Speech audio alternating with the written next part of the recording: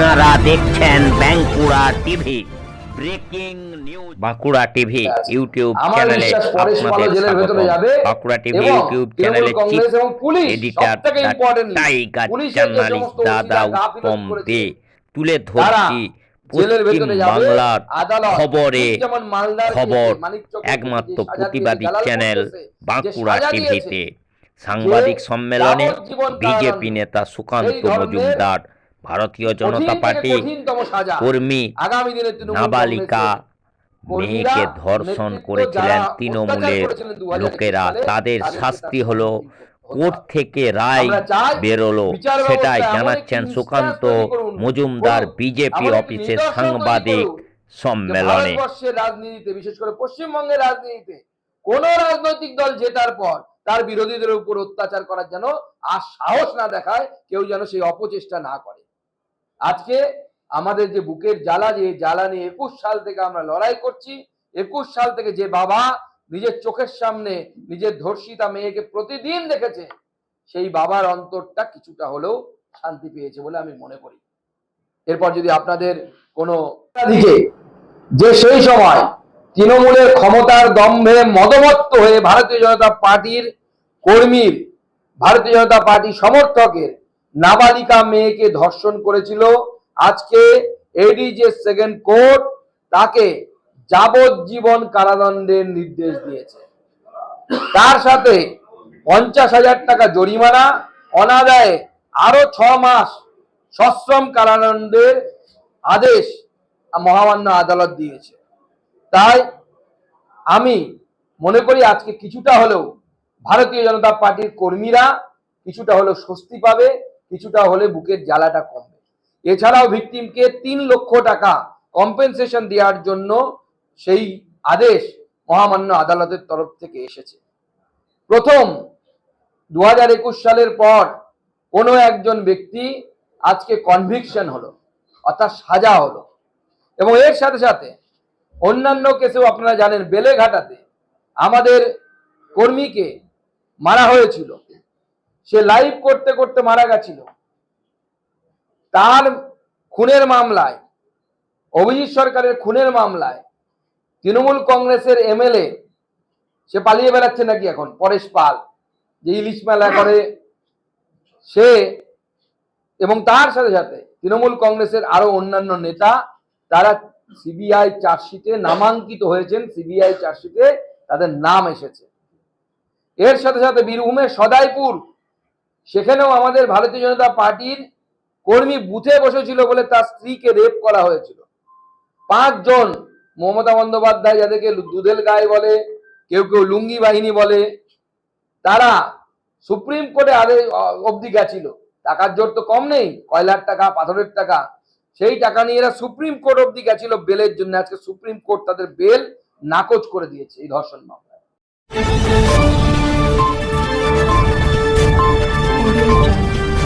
আপনারা দেখছেন Bankura TV. Breaking news. নতুন পশ্চিমবাংলার বিজেপি রাজ্য সভাপতি শ্রমিক ভট্টাচার্যের সম্বর্ধনা অনুষ্ঠান বিজেপি রাজ্য পার্টি অফিসে।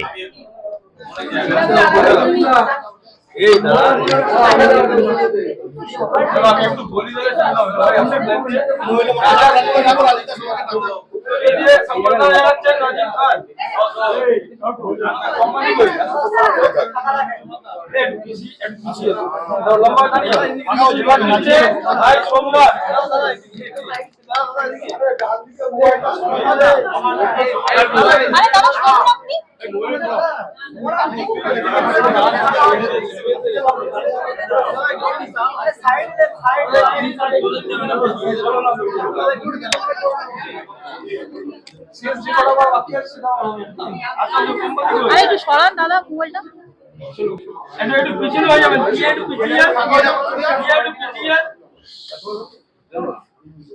যা দে যা যা দে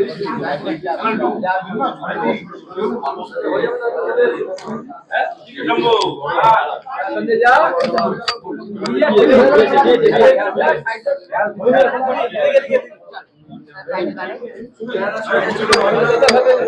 একটু পিছিয়ে গেলে সবারটা হবে। পিছিয়ে গেলে সবারটা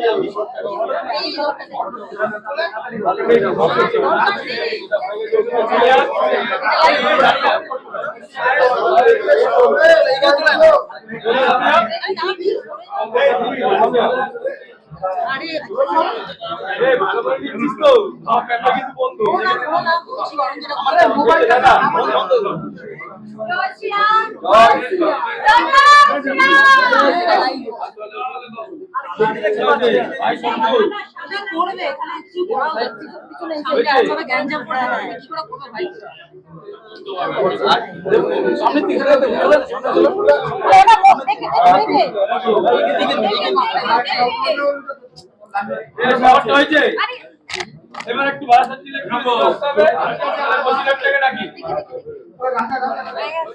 রাজা দিয়েছে এদিকে আসো এটা ছবি তাড়াতাড়ি ঠিক আছে চারটে থেকে আবার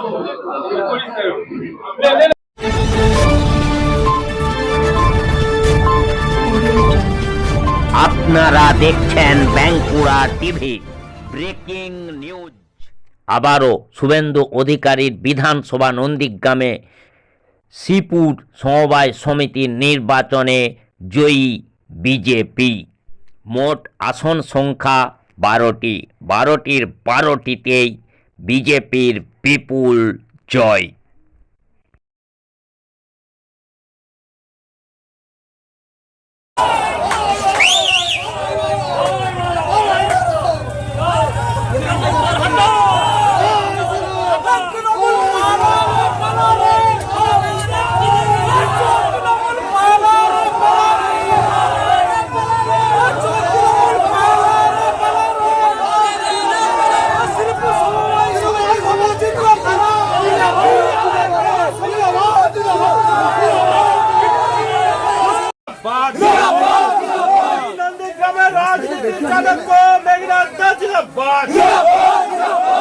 শ্রীপুর সমবায় সমিতিতে বিপুল ভোটে জিতলো কারা? শ্রীপুর সমবায় সমিতিতে বিপুল ভোটে জিতলো কারা? এই শ্রীপুর সমবায় সমিতিতে তৃণমূল গো হারা হেরেছে। শ্রীপুর সমবায় সমিতিতে তৃণমূল গো হারা হেরেছে।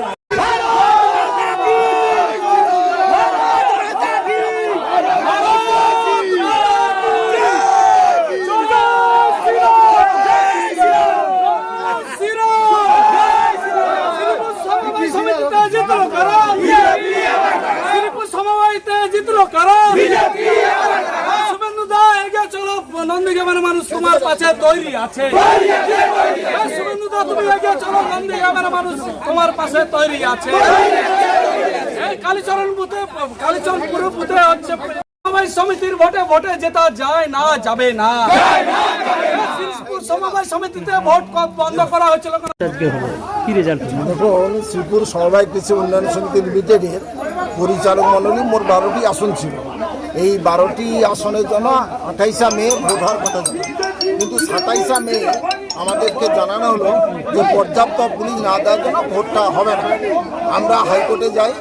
17 তারিখে জুনের রায় দেওয়া হয়েছিল, হাইকোর্ট রায় দিয়েছিল যে 21 দিনের মধ্যে 3 সপ্তাহের মধ্যে ভোটটা করাতে হবে। তাই আজকের হাইকোর্টের নির্দেশে ভোট হলো। আমরা শ্রীপুর সমবায় সমিতি ভারতীয় জনতা পার্টি থেকে 12টি আসনে নমিনেশন করেছিলাম, 12-0-তে আমরা জয়লাভ করেছি।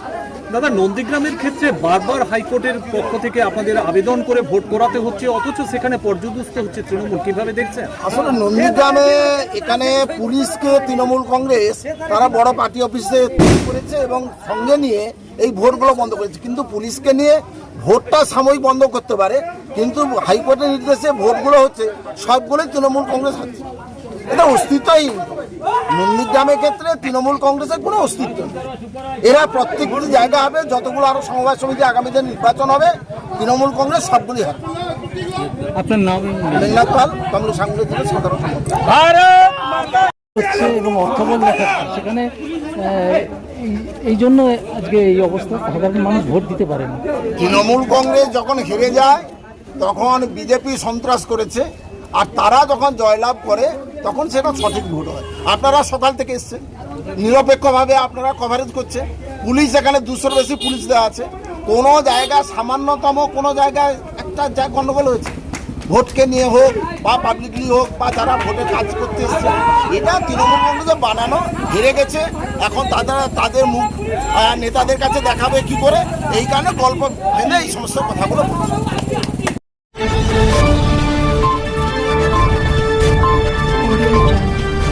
আপনারা দেখছেন বাঁকুড়া টিভি, ব্রেকিং নিউজ। শিক্ষা দেখুন, কলকাতা হাইকোর্টে আগে যে জনস্বার্থ মামলা আমরা দায়ের করেছিলাম তারপরের ঘটনার পরে সেখানে রাজ্যের সরকার একটা হলফনামা দিয়ে জানিয়েছিল যে বর্তমানে গোটা পশ্চিমবাংলায় কোনো স্টুডেন্ট ইউনিয়ন নেই, কোনো স্টুডেন্ট কাউন্সিল নেই। কিন্তু অদ্ভুতভাবে সাউথ ক্যালকাটা ল কলেজের ঘটনা আমাদেরকে চোখে আঙুল দিয়ে দেখিয়ে দিয়েছে। এবং আপনি যদি নির্যাতিতা যে পুলিশ কমপ্লেন করেছে সেই পুলিশ কমপ্লেন যদি দেখেন, সেখানে স্পষ্টভাবে বুঝতে পারবেন যে গোটা ঘটনার সূত্রপাত ঘটেছিল স্টুডেন্ট ইউনিয়ন রুমে, এবং নির্যাতিতা সেখানে একজনকে জিএস বলে উল্লেখ করেছে।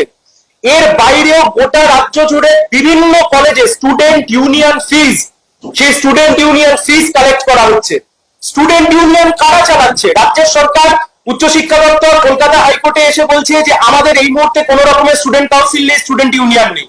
কিন্তু গোটা রাজ্যে স্টুডেন্ট ইউনিয়ন চলছে, স্টুডেন্ট ইউনিয়নের রুম খোলা আছে, সেখান থেকে ফেস্ট হচ্ছে, ফেস্টিভ্যাল হচ্ছে, কোটি কোটি টাকা খরচ হচ্ছে, স্টুডেন্ট ইউনিয়নের নামে টাকা উঠছে। কোথায় যাচ্ছে টাকা? সাউথ ক্যালকাটার এই ঘটনা হয়তো ঘটতোই না যদি এই স্টুডেন্ট ইউনিয়ন, অবৈধ স্টুডেন্ট ইউনিয়ন যদি বন্ধ থাকতো। আজকে বিচারপতি সৌমেন সেনের, মাননীয় বিচারপতি সৌমেন সেনের যে ডিভিশন বেঞ্চ, সেই ডিভিশন বেঞ্চ সমস্ত কিছু শুনে খতিয়ে দেখে, অনেকক্ষণ ধরে মামলা শুনেছেন, শুনে খতিয়ে দেখে নির্দিষ্টভাবে ডাইরেকশন দিয়েছেন। উচ্চশিক্ষা দপ্তর আজকে রেগুলেশন জারি করে বলবে গোটা রাজ্যে, through out the state of West Bengal, গোটা রাজ্যে আজ থেকে কোনো ছাত্র ইউনিয়ন অফিস খোলা থাকবে না। I repeat my words again, আজ থেকে গোটা রাজ্যে কোনো অবৈধ ছাত্র ইউনিয়ন অফিস খোলা থাকবে না। তোলাবাজি করে যাদের ঘর সংসার চলতো, সরি টু সে, দোকান আজ থেকে বন্ধ। কতদিন পর্যন্ত এই বন্ধ থাকবে সেরকম কোনো কিছু বলা হয়েছে? দেখুন, ওখানে লেখা নেই আনটিল ফার্দার অর্ডারস, কিন্তু যে মামলার সাথে ট্যাগ করা হয়েছে সেই মামলা হচ্ছে ছাত্র ভোট করানোর মামলা। ফলে সেখান থেকে আমরা ধরে নিতে পারি যতদিন না ছাত্র ভোট হচ্ছে ততদিন অব্দি নির্দেশিকা জারি থাকবে। আগে তো ছাত্র ভোট করতে হবে। রাজ্যের সরকার এসে বলছে যে ভিসি অ্যাপয়েন্ট করা নেই, there are certain problems VC appoint করা নিয়ে, তাই জন্য ছাত্র ভোট হচ্ছে না। কিন্তু ভিসি না থাকবার জন্য তো অন্য কোনো কাজ তো আটকে থাকছে না। ভিসি না থাকবার জন্য তো 8-10টা কাজ তো আটকে নেই। স্টুডেন্ট ইউনিয়ন অ্যাকশন কি করে আটকে রয়েছে? কিভাবে সম্ভব? দেখুন, মামলার সাবজুডিস রয়েছে, আমি তাও আপনাদেরকে যতটা দেখানো যায় আমি দেখাতে পারি। অল ইন্ডিয়া তৃণমূল কংগ্রেসের national general secretary December 2024, 14 December, student union south Calcutta law কলেজকে তিনি কংগ্রাচুলেট করছেন একটা ফেস্টিভ্যাল হোল্ড করবার জন্য। আমি আপনাদেরকে দেখাচ্ছি। স্টুডেন্ট ইউনিয়ন নেই, student union default, student union কাজ করছে না। অভিষেক বন্দ্যোপাধ্যায় তিনি স্টুডেন্ট ইউনিয়নকে কংগ্রাচুলেট করছেন যে ফেস্ট করবার জন্য। কে দিচ্ছে ফেস্টের টাকা? কোথা থেকে আসছে? সাউথ ক্যালকাটা ল কলেজের ভাইস প্রিন্সিপাল জানতেন না? জানতেন না উনি সব জানতেন। প্রত্যেক কটা কলেজের সমস্ত টিচাররা সব জানতেন। But they have acted as a mute spectator. Unfortunate, এই টিচাররা এতদিন ধরে চুপ করে রইলেন। এই মামলা আমাদের কেন করতে হলো? টিচাররা কেন আসলেন না? কেন এসে প্রিন্সিপাল বললেন না যে আমাদের কলেজে এইভাবে ইউনিয়ন চলছে? আপনাদের মনে আছে নিশ্চয়ই, গুরুদাস কলেজ, মুম্বাই সিঙ্গার কে এসে মারা গেলেন। গুরুদাস কলেজে খুলে দেখুন আপনি, গুরুদাস কলেজের যে টিকিট বেরিয়েছিল সেই টিকিটের নিচে লেখা স্টুডেন্ট ইউনিয়ন / টিএমসিপি ইউনিট। কোথাকার স্টুডেন্ট ইউনিয়ন? গুরুদাস কলেজের কোন স্টুডেন্ট ইউনিয়ন ছিল? কে দিয়েছিল এত টাকা? একজন মানুষ এসে মারা গেলেন, কারোর কোনো হোশ নেই, উচ্চশিক্ষা দপ্তরের কোনো অ্যাকাউন্টেবিলিটি নেই। সবকিছু বিচার করে তবেই আজকের এই অন্তর্বর্তীকালীন রায় হয়েছে যে যত ইউনিয়ন চলছে সব উইদাউট স্যাংশন অফ ল, অবৈধভাবে চলছে, without the backed of any law. সেই কারণে সমস্ত ইউনিয়ন অফিস আজ থেকে বন্ধ।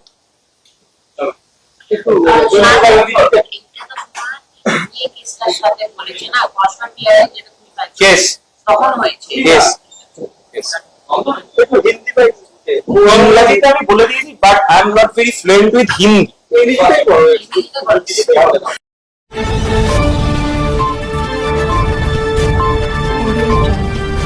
আপনারা দেখছেন Bankura TV. Breaking news. Congress নেতা অধিক চৌধুরী সাংবাদিক বৈঠক। তিনি পুরনো নেতা এটা জানি, বিভিন্ন বিষয় নিয়ে কি অনেক দিনের বললেন নেতা আপনারা সিদ্দিকুল্লাহ চৌধুরী শুনতে থাকুন একমাত্র মুসলমান সমাজের সে একটা বড় খবরে। ব্যক্তিত্ব। কিন্তু আবার বলছি যে এই তৃণমূল কাউকে সম্মান দেয় বলে আমার জানা নাই। আপনারা শুনলে অবাক হবেন যে ইমাম ভাতা দেওয়ার জন্য, ইমাম ভাতা দেওয়ার যোগ্যতা আছে কিনা সেটা প্রমাণ করার জন্য মসজিদে মসজিদে তৃণমূলের দলের থেকে ফতোয়া জারি হয়েছে। সরকার ফতোয়া জারি করছে মসজিদে মসজিদে যে সেই মসজিদে কতজন নামাজ পড়ে, তারা ঠিকমতো নামাজ পড়ে কিনা ইমামদের তার ছবি তুলে পাঠাতে হবে। অথচ নামাজ পড়ার মসজিদের মধ্যে কোনো ছবি তোলা, সেই ছবির সঙ্গে মিলিয়ে দেখাতে হবে যে সেই মসজিদের মধ্যে প্রকৃতপক্ষে কতজন নামাজ পড়ছে। এটা কিন্তু মুসলমান সমাজে এটা কিন্তু ধর্মীয় আচরণের বাইরে বলে আমরা জানি। স্বাভাবিকভাবেই আজকে ফতোয়াটা কেন জারি করছে না, ইমামদেরকে প্রমাণ করতে হবে যে তোমাকে যে আমি ইমাম ভাতা দিচ্ছি তুমি প্রকৃতপক্ষে কটা লোকের নামাজ পড়াচ্ছ। তা সেটাও কি দিদি দেখার দায়িত্বের মধ্যে পড়ে? কে নামাজ পড়বে না পড়বে সেটা তো সেখানকার সমাজের মানুষরা দেখবে, সেটা তো সরকারের দায়িত্বের মধ্যে পড়ে না। আর ইমাম ভাতা যেখান থেকে দেওয়া হয় ওয়াকফ সম্পত্তির টাকা থেকে, সেটা তো রাজ্য সরকারের টাকা নয়, সেটা তো ওয়াকফ সম্পত্তি থেকে রোজগার করা টাকা। তাই মুসলমান সমাজের প্রতি এই সরকারের আজকে যে মানসিকতা, সেই মানসিকতা মুসলমান সমাজ মর্মে উপলব্ধি করছে। আজকে মনে করুন আমি হিন্দু, আপনি মুসলমান, একটা হিন্দুর বাড়িতে আপনি কি বকরিদের গোশত যদি পাঠিয়ে দেন একটা হিন্দুর বাড়ি গ্রহণ করবে? বলুন। বকরি হচ্ছে মুসলমানদের একটা বড় উৎসব। সেই বকরিদের গোশত যদি আমি হিন্দু বাড়িতে সব বন্টন করতে আরম্ভ করি, সব হিন্দু খাও, আমাদের বকরি কাটা হয়েছে, কোনো হিন্দু কি সেটা গ্রহণ করবে? গ্রহণ করলেও সেটা কি সে গ্রহণ করতে বাধ্য হবে? গ্রহণ করলেও সে কোথাও ভালো নাও লাগতে পারে তার। সেইখানটাই উল্টো দিক থেকে দেখুন, জগন্নাথ দেবের প্রসাদ ঘরে ঘরে, সে মুসলমান ঘরেও যাচ্ছে। মুসলমানরা তারা তো পুজোতে বিশ্বাস করে না, তো তাদের ঘরে জগন্নাথের প্রসাদ কেন ঢুকিয়ে দেওয়া হচ্ছে? এবার অদ্ভুত জমানা চলে এসছে। প্রসাদ যার ভালো লাগে সে খাবে, গোশ যার ভালো লাগে সে খাবে। আমি সরকার, আমি কেন মানুষকে প্রসাদ খাওয়াতে বাধ্য করবো? বড় অদ্ভুত ব্যাপার। আজকে আপনি জগন্নাথ দেবের প্রসাদ মুসলমানদের খাওয়াতে বাধ্য করবেন, তাদের বাড়িতে পাঠিয়ে দেবেন, তাহলে আগামী দিনে গোশত, কুরবানির গোশত সেগুলো পাঠিয়ে দিন সবাইকে, তাহলে সব থেকে বড় হিন্দু মুসলমানের মিলন হয়ে যাবে। আগামী দিনে তা হবে কিনা জানি না। কি অদ্ভুত রাজনীতি চলছে বাংলায়, দেখে ভেবে অবাক হচ্ছে। তথাকথিত দাদাদের ফোনে তারই মানে রাজ্য নারী এআই বিকৃত ছবি বিভিন্ন দাদাদের ফোনে ছিল, এই মনোজিতের ফোনে ছিল, তারই যেরকম দেখুন এই মনোজিতের মন পেতে অনেকেই তার কাছে আত্মসমর্পণ করেছে, আবার মনোজিৎ তার মন দিতে তার তরফ থেকে লুটতরাজের অভাব রাখেনি। আর এরকম মনোজিৎ সারা বাংলায় প্রচুর আছে। মনোজিৎ একটা ব্যতিক্রম নয়, বরং মনোজিৎ একটা সাধারণ একটা ব্যক্তি যারা তৃণমূল দলের হয়ে এই কাজই করে। কেউ প্রকাশ হয় কারোর নাম প্রকাশ হয় না। মনোজিৎ যদি সেই মহিলা যে ছাত্রীটাকে হিম্মত দেখিয়ে সমস্ত তথ্যকে প্রকাশ করেছে, সে যদি হিম্মতটা না দেখাতো তাহলে মনোজিতের জায়গাতে থাকতো, তৃণমূলের বিপ্লবী সদস্য হয়েই থাকতো। আজকে সেই জায়গাটা হিম্মত দেখিয়ে একটা ছাত্রী সে তার বিরুদ্ধে অভিযোগ করেছে, তাই মনোজিৎ আজকে জেলখানায় আছে। সে জেলখানায় আছে মানে এটা নয় যে তৃণমূল লোকেরা খুশি, তৃণমূল নেতারা অনেক দুঃখিত। আগামীতে দেখবেন তার ছাড়ানোর জন্য তো অনেক চেষ্টা চরিত্র হবে। আর নিজে পশ্চিমবঙ্গের মুখ্যমন্ত্রী আজকে দিল্লিতে অমিত শাহকে চিঠি লিখছে যে ফেক নিউজ, সোশ্যাল মাধ্যমে নানা রকমের বিকৃত তথ্য সব চালানো হচ্ছে, আপনি ব্যবস্থা নিন। কেন আপনি রাজ্য ব্যবস্থা নিতে পারছেন না কেন? কর্ণাটকে তো ব্যবস্থা নিয়েছে, আইন করেছে, আপনি নিজে আইন করুন। আপনি অমিত শাহের হাত পা ধরছেন আপনার দলের লোকদের, এই আপনার দলের লোকদের যে কুকুরটি, সেই কুকুরটি যাতে বাজারে ফাঁস না হয়ে যায় তার জন্য আপনি সমাজ মাধ্যমের উপরে বিধিনিষেধ আরোপ করতে চাইছেন। বাকি কেউ চাইছে না আপনার দলের মনোজিতের মতো লোকেরা তাদের তথ্য যেন বাইরে কেউ প্রকাশ করতে না পারে, তাদের ধর্ষণ, তাদের লুট, তাদের মহিলাদের উপর অত্যাচারের কথা যেন বাইরে কেউ প্রকাশ করতে না পারে। তার জন্যে আপনি সমাজ মাধ্যমের উপরে বিধিনিষেধ আরোপ করতে চাইছেন, মিডিয়ার উপরে বিধিনিষেধ আরোপ করতে চাইছেন নিজের ছবিকে রক্ষা করার জন্য, আপনার দুষ্কর্মকে রক্ষা করার জন্য আপনি অমিত শাহের সাহায্য চাইছেন। মুর্শিদাবাদ জেলার বেশিরভাগ দেখুন, তামান্নার বাড়িতে সঙ্গে গেছিলাম, তার মায়ের বক্তব্য অপরাধীরা সব ঘুরে বেড়াচ্ছে, তারা আতঙ্কে আছে। তাদের প্রথম বক্তব্য ছিল আমরা স্থানীয় পুলিশের উপর ভরসা রেখেছিলাম, ভরসা আমাদের হারিয়ে যাচ্ছে, তার জন্য আমাদেরকে অন্য ব্যবস্থা করতে হবে। সেখানকার পুলিশ প্রথমে তামান্নার হত্যাকাণ্ডটাকে ঘুরিয়ে দেওয়ার চেষ্টা করেছিল। এসপি সেখানকার সারা জেলার পুলিশের মাথা, সে প্রথমেই এই তামান্নার মৃত্যুকে একটা দুর্ঘটনা বলে গুলিয়ে দেওয়ার চেষ্টা করেছে। তামান্নার যে মা, তার মায়ের দৃঢ়তা, তার মায়ের মানসিকতা, তার মায়ের সাহস, তার মায়ের আত্মপ্রত্যয় বাধ্য করেছে নদিয়ার পুলিশ প্রশাসনকে এবং পশ্চিমবঙ্গ সরকারকে যে এই অপরাধের বিরুদ্ধে ইচ্ছা না হলেও কিছু ব্যবস্থা নিতে। লোক দেখানো কিছু ব্যবস্থা তামান্নার হত্যাকাণ্ডে নেওয়া হচ্ছে, সেটা প্রমাণ করানোর চেষ্টা হয়েছে। আমি সেদিনও দাবি করেছি, আজও দাবি করব, বাংলার মুখ্যমন্ত্রী একটা ছোট্ট শিশু, তাকে এই নৃশংসে হত্যা করা হলো, তার বাড়িতে একবার আসলে কি আপনার জাত যেত? আপনি আর ব্রাহ্মণ থাকতেন না কাল থেকে? তার বাড়িতে এলে একবার দেখা করলে, সেই পরিবারের প্রতি সমবেদনা জানালে। আমি দাবি করছি বাংলার মুখ্যমন্ত্রী আপনি নিজে তামান্নার পরিবারের সাথে দেখা করে তাদের মতামত, তাদের বক্তব্য, তাদের দাবি শুনুন। তৃণমূল ছাত্র পরিষদের নেতা ধরে একই মঞ্চ থেকে বিরোধী দলনেতা এবং সদ্য বিজেপির সভাপতির বক্তব্য আলাদা।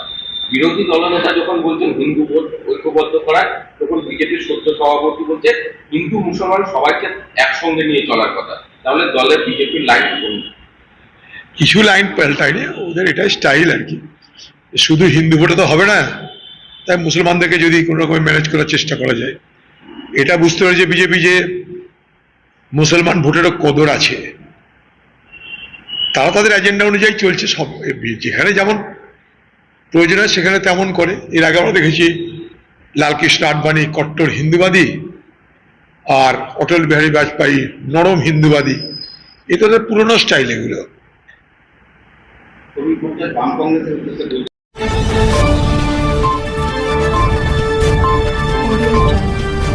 আপনারা দেখছেন বাঁকুড়া টিভি। Breaking news. রাজ্যের বিভিন্ন প্রান্তে পালিত হলো রোড সেফটি উইক। সেই ঘটনাকে কেন্দ্র করে বিভিন্ন জায়গায় পুলিশের পক্ষ থেকে সেফ ড্রাইভ, সেফ লাইফ এবং যারা এই পথচারী তাদেরকে এই সেফ ড্রাইভ, সেফ লাইফ নিয়ে সচেতনতা করা হয়। পরিক্রমার উদ্দেশ্যে বেরোলেন। এটা জোরে করে দেন স্টুডেন্টরা সবাই প্লিজ। Thank you. ট্রাফিক সম্রাট ডিসি ধামন ডিভিশন এবং ট্যাবলোটা দেখুন কি সুন্দরভাবে সাজিয়ে তোলা হয়েছে, যেখানে পরিষ্কারভাবে বলা হচ্ছে যে রোড সেফটি ছাড়া আমাদের বাঁচার আর কোনো দ্বিতীয় রাস্তা নেই। এবং আবেদিন স্যার রয়েছেন মোটিভেশনাল স্পিকার, তিনি বলছিলেন যেটা আমাদের নিজেদের স্বার্থে, আমাদের সংবিধানকে বাঁচানোর তাগিদে কলকাতা পুলিশ তথা যে কোনো পুলিশের এবং তাদেরকে সহযোগিতা করা আমাদের বিশেষভাবে প্রয়োজন। তারপরে উপস্থিত মোটিভেশনাল স্পিকার, আজকে বাংলার ট্রাফিক গার্ড যে উদ্যোগ নিয়েছে, আমি ওসি বাংলার ট্রাফিক গার্ডকে অনেক ধন্যবাদ জানাচ্ছি। এখানে উনি একটা ট্রাফিক ভালোভাবে চালার জন্য যে চেষ্টা করছে, ও নিয়ে আমি ওনাকে অনেক ধন্যবাদ দিচ্ছি। আমি এটাই বলবো কি এখানে যে ট্রাফিক যে আছে এখন ভাঙ্গার, এটা কলকাতা শহরের একটা পার্ট। তো এখানে যে আপনার রোড আছে, ওটা রোড আমার এখানে কোনো ট্রাফিকের এটা নেই কি এখানে আপনাকে কেস দেওয়া, এটা আমার কোনো পারপাস নেই। এখানে আপনার জীবন বাঁচানোর জন্য যতটা আমি চেষ্টা করতে পারবো, এটাই আমি চেষ্টা করতে থাকবো। আর আমি আমার ট্রাফিক গার্ডকে বলবো কি লোকের জীবন বাঁচানোর জন্য যতটা প্রয়ত্ন করতে পারবে ওটা করতে থাকতে হবে। এটাই বলে আমি ছোট বক্তব্য শেষ করছি। ধন্যবাদ। অনুষ্ঠান সাধারণ মানুষের জন্য কতটা সুখকর হয় বলে মনে করেন? না, আমার মনে হয় যে এই স্টেপসগুলো দরকার। কেন কি আমরা আস্তে আস্তে যেই জনজীবনের দিকে যাচ্ছি, একটা বিরাট ডেন্সিটি অফ পপুলেশন রয়েছে এবং এরকম জায়গাগুলোতে এরকম অনুষ্ঠান ভীষণভাবে দরকার। আমি একটু আগে আমার বক্তব্য এটাও বলছিলাম যে আসলে একজন পুলিশ একজন একটা আইনের বই। আমি যদি একজন পুলিশকে মানি তাহলে আমার আইন মানা হয়েছে। আমি প্রত্যেককে আপনাদের এই চ্যানেলের পক্ষ থেকে বলবো যে পুলিশের যে সমস্ত ইনস্ট্রাকশনস রয়েছে সেগুলো মেনে চলা উচিত। এগুলো মানলেই অনেক দুর্ঘটনা কমবে, জনজীবন সুস্থ সুন্দর হবে, অকারণ ট্রাফিকের যেই সমস্যাগুলো আমরা বলি সেইগুলোর সমাধান হবে। এবং আমার মনে হয় কি প্রত্যেক জায়গার প্রত্যেক ডিভিশনের পুলিশ পার্সনদের, পুলিশ অফিসিয়ালদের থেকে এরকম একটা আয়োজন দরকার।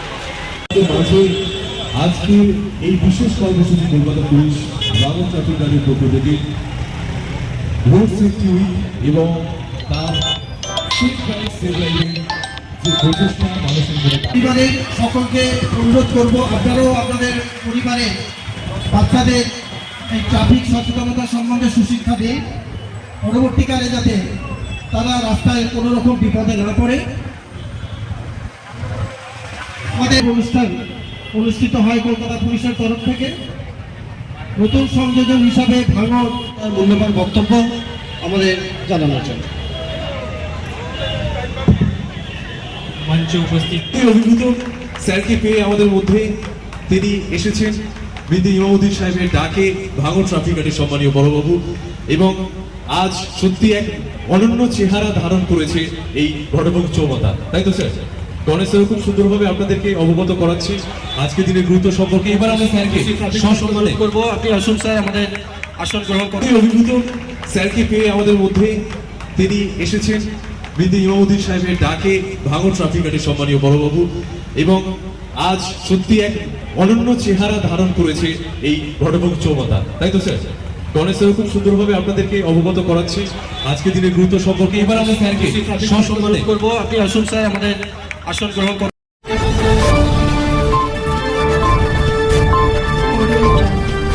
আপনারা দেখছেন বাঁকুড়া টিভি।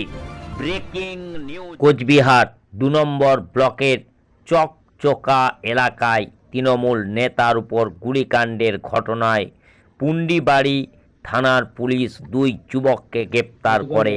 এদিন সাংবাদিক বৈঠক করে একথা জানালেন জেলা police super Dyutiman Bhattacharya. CCTV footage দেখি এবং পারিপার্শ্বিক যে তদন্ত চালিয়ে আমরা দুজনকে গ্রেপ্তার করেছি।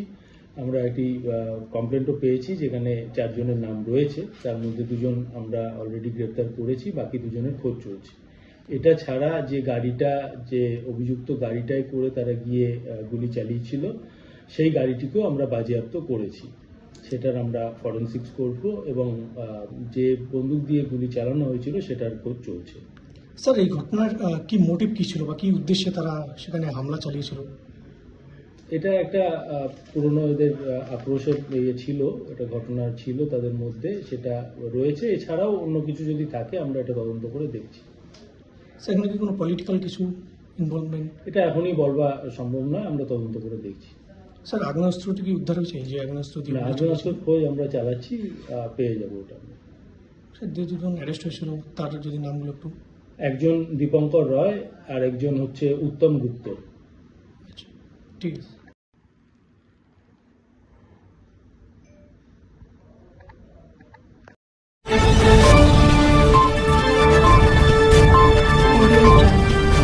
আপনারা দেখছেন বাঁকুড়া টিভি। Breaking news. এবার রাজন্যার এআই বিকৃতি ছবি নিয়ে বিস্ফোরক হলেন অগ্নি মিথ্যা পল। 21শে জুলাই তার বক্তব্য রাখার পর ছাত্র পরিষদের নেতারা নিজেদের মধ্যে ছড়িয়ে দিয়েছেন রাজন্যাকে বদনাম করার জন্য। রাজন্যা আজকে যে কথাটি বলছেন, এটা তো প্রথমবার যে ঘটনাটি বাংলার ঘটেছে তা তো নয়।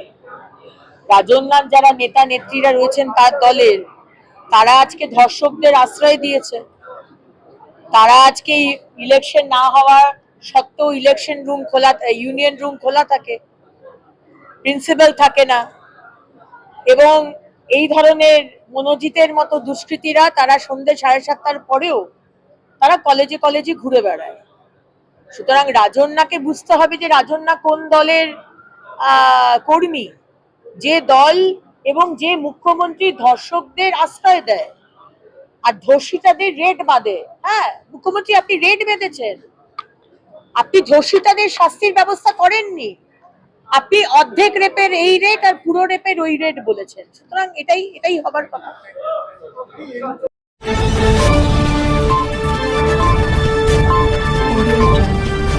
আপনারা দেখছেন Bankura TV. Breaking news. Deucha Panchami scam নিয়ে সাংবাদিক বৈঠক করলেন মোহাম্মদ সেলিম। শুধু তাই নয়, এই সাংবাদিক বৈঠকে তিনি ল কলেজের ধর্ষণ কাণ্ড নিয়ে, আরজি করের ঘটনা নিয়ে রাজ্যকে তীব্র ভর্ৎসনা করলেন। সাথে সাথে বিজেপির সাথে তৃণমূলের যোগ নিয়েও তিনি কথা বললেন। অন্যদিকে আবার কালিয়াগঞ্জের ঘটনার তীব্র নিন্দা করলেন। তারপরে সেটা 431 একর হবে। তার মানে এত বিশাল প্রজেক্ট, কিন্তু এখন 12 একরের জন্য অনুমতি দেওয়া হয়েছে। কেন নেওয়া হলো? তার কারণ আইন অনুযায়ী পরিবেশ মন্ত্রকের 50 একরের বেশি যদি হয় তাহলে তার জন্য জনশুনানি মাস্ট। তার জন্য এনভায়রনমেন্ট ইমপ্যাক্ট অ্যাসেসমেন্টটা সেন্ট্রাল এজেন্সিকে দিয়ে করতে হবে। সেন্ট্রাল সেটাকে তিনি বাইপাস করলেন। এবার এই যে মাইন ডেভেলপমেন্ট এন্ড অপারেশন, তার জন্য তো একটা টেন্ডার করতে হবে। সেই টেন্ডারও বলবেন, আমার কাছে টেন্ডার ডকুমেন্ট আছে, এখন তো পাবলিক ডকুমেন্ট।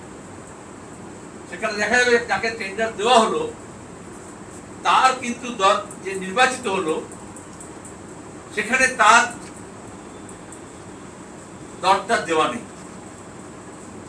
দেওয়ার পরে যেহেতু বলা হলো হাইয়েস্ট দেওয়া হয়েছে, তাহলে যে হাইয়েস্ট ছিল 71%, যাকে দেওয়া হলো তাকে 71.5 করে দেওয়া হলো।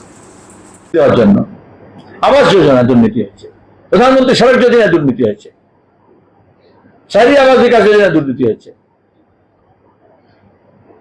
তোমরা পরে জানেন, তোমরা ওই যেমন ঝড় হয়েছে, ঝড়ের টাকা নিয়ে, রিলিফের টাকা নিয়ে দুর্নীতি হয়েছে, একটা অ্যাকশন নিয়েছে? অভয়াকাণ্ড বিচারে তো আমরা দেখেছি, না খাতা না বাহি যে মমতা খায় সোসাই, এটাই তো মোদির মন্ত্র। ইডিসিবিআই কি করলো?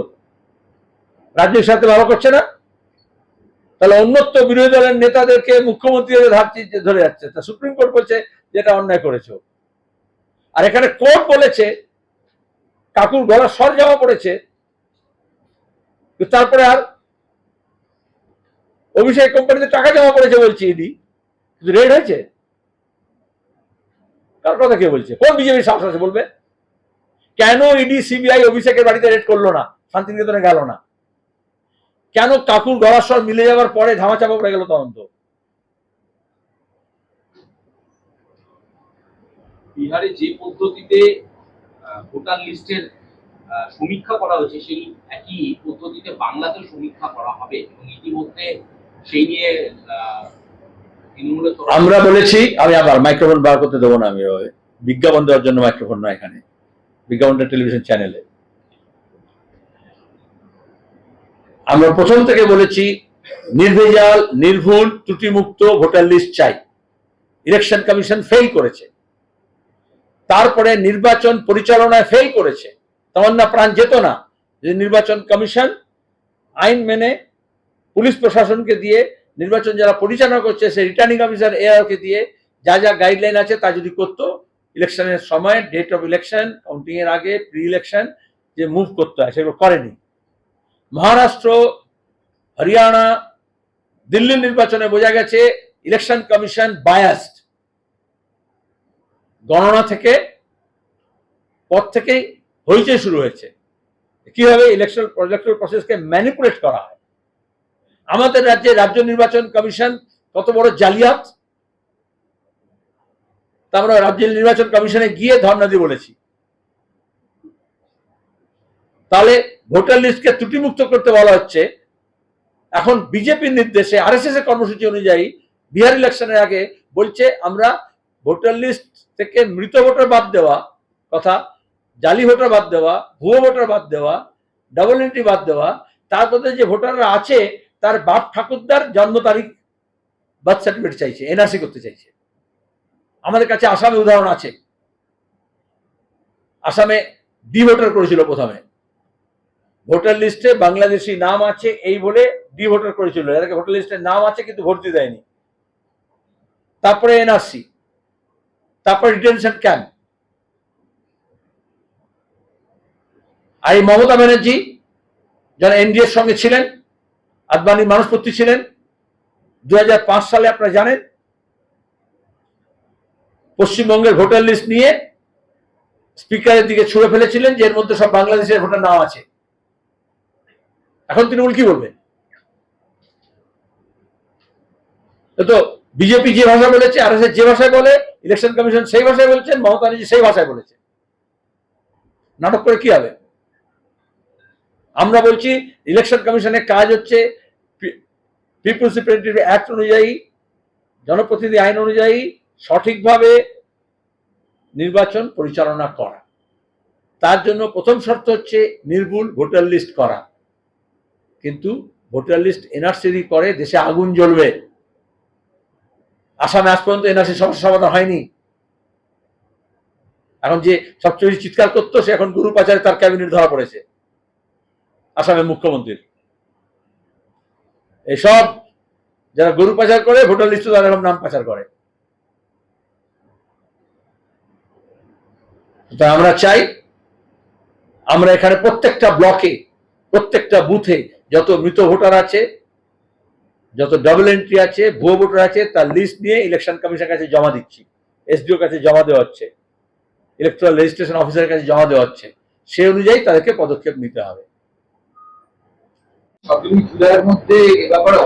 সাহস থাকলে রাজ্যকে জিজ্ঞেস করো সরকার কত হলো, তাহলে তো সরকার সব করতো তাহলে তো দিয়ে দিত সবাইকে। তাতে 100 দিনের কাজের যে অর্ডার বেরোলো তাহলে তো আগস্ট মাসের 1 তারিখ থেকে 100 দিনের কাজের জন্য ইতিমধ্যে অর্ডার বের করে দিত। কারণ একটা প্রোগ্রাম করতে হয়, কোন কাজ, কত ভলিউমে হবে, কত লোক লাগবে, কত ম্যান্ডেজ তৈরি হবে, সেগুলোকে জেলা পরিষদ তৈরি করছে। রাজ্যেরও একটা প্রস্তাব আছে যে ছাত্র ছাড়া কোনো রাজনৈতিক দল যেন কলেজের 1000 মিটারের মধ্যে বিক্ষোভ দেখাতে না পারে। আসলে তো হচ্ছে প্রতিবাদ বিক্ষোভ যাতে না হয়, ধর্ষণ করতে পারে গার্ড রুমের মধ্যে, প্রয়োজনে প্রিন্সিপাল রুমের মধ্যে। এখনো করেনি, কিন্তু এই যে প্রতিবাদ হবে না, কেউ কোনো কথা বলবে না, অভিযোগ জানালে অভিযোগের শোনাই হবে না, এটা কেন করে? অথরিটেরিয়ান, স্বৈরতান্ত্রিক প্রবণতা। ছাত্র সংগঠন থাকলে, ছাত্র সংসদ থাকলে, প্রতিবাদের অধিকার থাকলে, বিরূপ মনোভাবও থাকলে, বিরোধিতা করার সুযোগ থাকলে এগুলো তো হতো না। তাই তো কালীঘাটের সঙ্গে সম্পর্ক থাকবে এমন লোকজন, তাদের চুজেন পার্সন, তারা কলেজ চালাবে। সেই ছাত্র সংগঠনের নেতা হবে, সেই মন্ত্রীর ঘনিষ্ঠ হবে, সেই কর্মচারী হবে, সেই উকিল হবে, সেই প্রিন্সিপালের ঘরে পা তুলে বসে থাকবে। আর 100 মিটারের মধ্যে কেউ যাবে না, 1000 মিটারের মধ্যে কেউ যাবে না। তো আপনার মনে আছে অভয়া কাণ্ডের পরেও, আরজি করার পরে মমতা এরকম কিছু নির্দেশ পাঠিয়েছিল না যে মেয়েরা হাতে ডিউটি করবে না, একা করবে না, আছে পুরুষ সঙ্গী থাকবে না। তো সব উদ্ভট চিন্তা, ওরম উদ্ভট মাথা থেকে বেরোয় না। আমরা চাইছি যে ক্যাম্পাসের মধ্যে যে গণতান্ত্রিক পরিবেশ আছে সেটাকে ফিরিয়ে আনতে হবে। ছাত্র শিক্ষা, তার সঙ্গে মানানসই আবহাওয়া গড়ে তুলতে হবে ক্যাম্পাসের মধ্যে।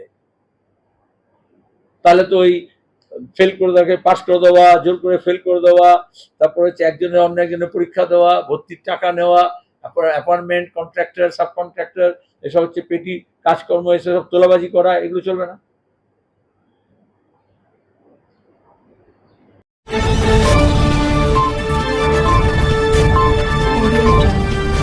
আপনারা দেখছেন বাঁকুড়া টিভি। Breaking news. নিজের বিধানসভা কেন্দ্রে কালো পতাকা ও গো ব্যাক স্লোগান শুনলেন মন্ত্রী সিদ্দিকুল্লাহ চৌধুরী। ঘটনাটি পূর্ব বর্ধমান জেলার মন্তেশ্বর বিধানসভার বিধানসভার বিধায়ক সিদ্দিকুল্লাহ চৌধুরী, তিনি নিজের কেন্দ্রেই কালো পতাকা ও ব্যাগ স্লোগান শুনলেন। রাজ্যের মন্ত্রী হওয়া সত্ত্বেও কিন্তু এই ধরনের ঘটনা। সিদ্দিকুল্লাহ চৌধুরীর অভিযোগ, তৃণমূলের পঞ্চায়েত সমিতির সভাপতি আহমেদ হোসেন এর অঙ্গুলি হেলনে পুলিশের সামনে গুন্ডা বাহিনী তাকে কালো পতাকা দেখায় ও তার দিকে তেড়ে আসে। তার আরও অভিযোগ, পুলিশ চুপচাপ দাঁড়িয়েছিল, পুলিশ ইচ্ছা করলেই তাদের সরিয়ে দিতে পারত, পুলিশ তা করেনি।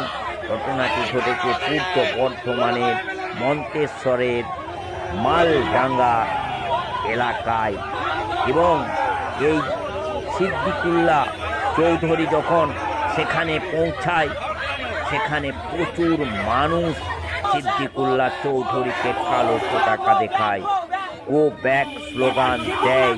এই ঘটনাকে কেন্দ্র করে প্রবল চাঞ্চল্য ছড়িয়েছে ওই এলাকায়।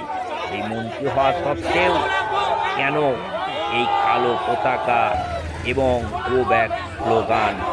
তাহলে কি এই সিদ্দিকুল্লাহ চৌধুরীর অভিযোগ সত্য? তৃণমূলের যে গোষ্ঠী দ্বন্দ্ব, ব্লক সভাপতি তিনি কি মন্ত্রীর চেয়েও ক্ষমতাশালী? এটাই কি তৃণমূল দলের নীতি?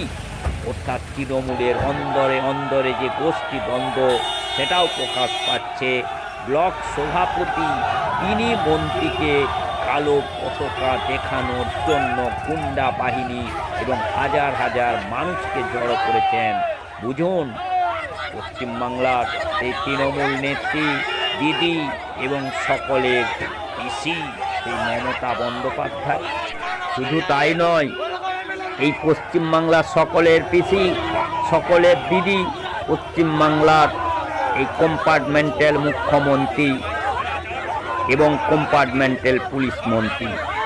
আপনি চিন্তা করবেন, আপনাকেও যেদিন ওই পুলিশ ছেড়ে দিয়ে এই জনগণের সামনে আসবেন, আপনিও এই সাধারণ মানুষের কাছে কালো পতাকা দেখবেন এবং ও ব্যাগ স্লোগান পাবেন।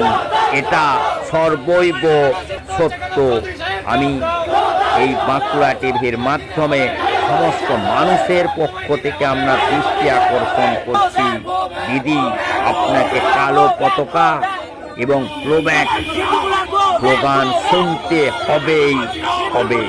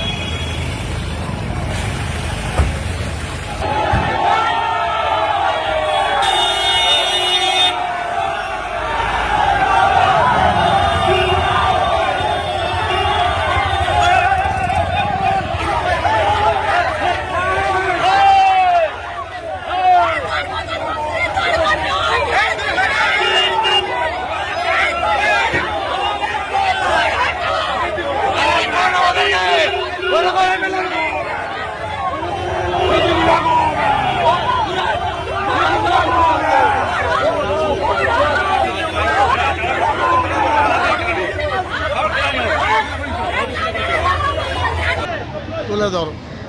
এই ধরনের পরিস্থিতি মন্তেশ্বরের বুকে, মালডাঙ্গার বুকে, আপনি বিধায়ক।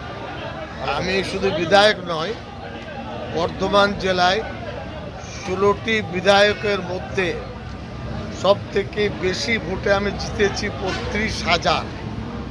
বিগত লোকসভা নির্বাচনে 48,000 ভোট মন্তেশ্বর মঙ্গলকোট দিয়েছে।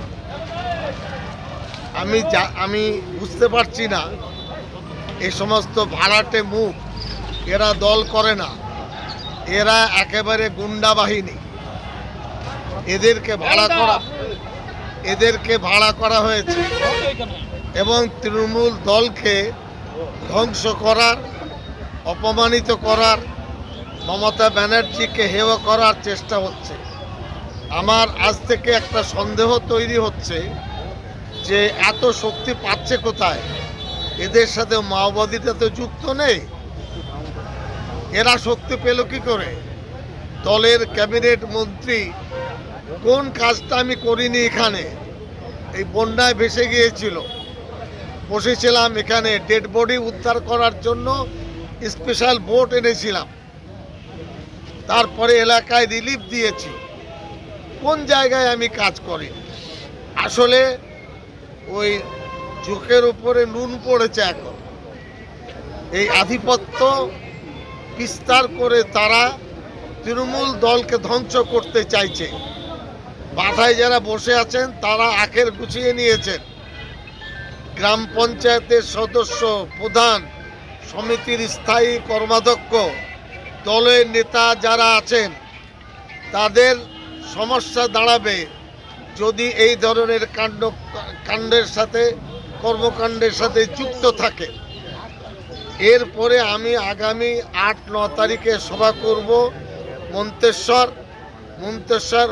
কুসুমগ্রাম, তারপরে এখানে মালডাঙ্গা এবং মন্তেশ্বর। তাদের মানে অস্থিরতা বেড়ে গেছে, একচ্ছত্র আধিপত্যবাদ, এটা দলে চলবে না। দল কারোর স্থায়ী সম্পদ নয়, দল হলো জনগণের। যারা এসেছে আমি এদের কোনোদিন দেখিনি, না এরা বুথ এজেন্ট, না বুথ কর্মী, না অঞ্চলের কর্মী। নেতারা লেলিয়ে দিয়েছে পয়সা দিয়ে। ওরা আমার নাম জানে ভালো করে।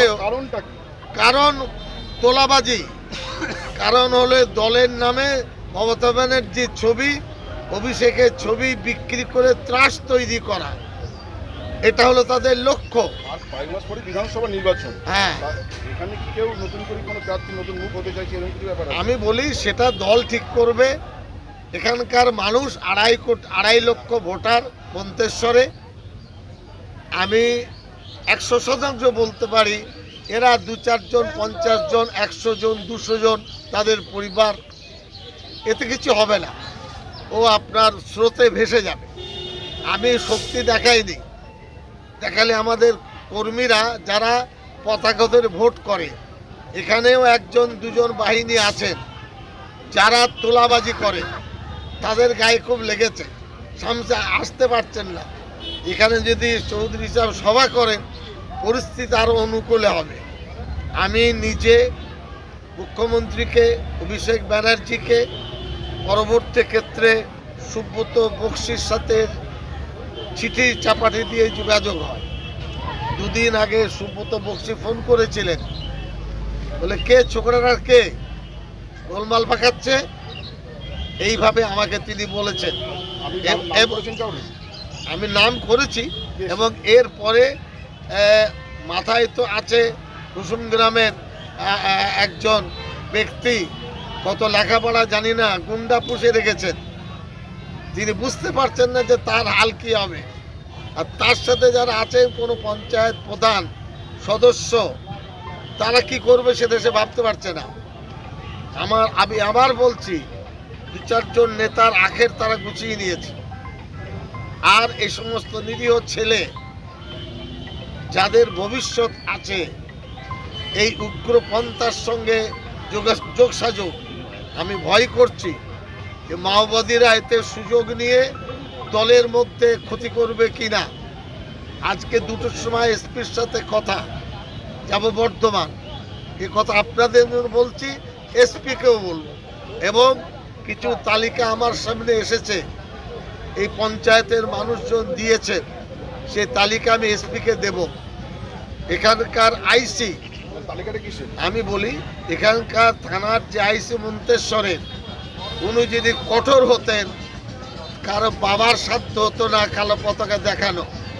উনি সুযোগ করে দিলেন, দাঁড়ানোর পরিবর্তে 5 জন একসাথে দাঁড়িয়ে পতাকা দেখাচ্ছে। প্রথমে র্যাপ নামিয়ে দিতেন, কয়েকশো পুলিশ এসেছে, উনি মোড়ল,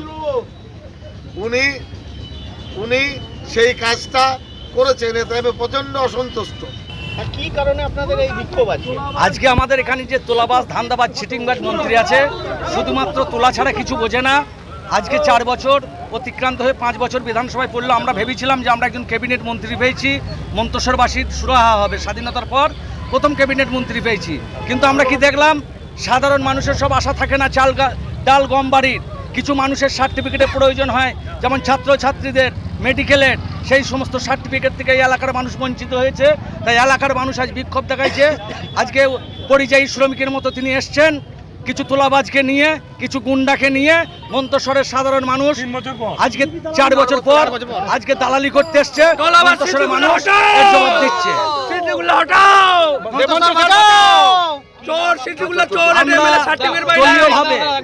দলীয়ভাবেও যেমন আমরা কোনোদিন ওকে পাশে পাইনি, আজকে প্রশাসনিকভাবে যে উনি একজন মন্ত্রী বা বিধায়ক, আমরা একজন সাধারণ মানুষের সার্টিফিকেট দিতে পারিনি।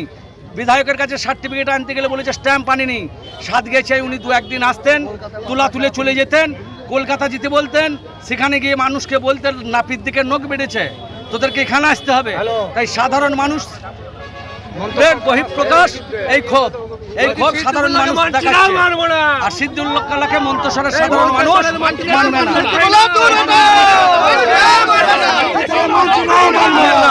আমি মন্তেশ্বর গ্রাম পঞ্চায়েতের প্রধান রফিকুল ইসলাম শেখ।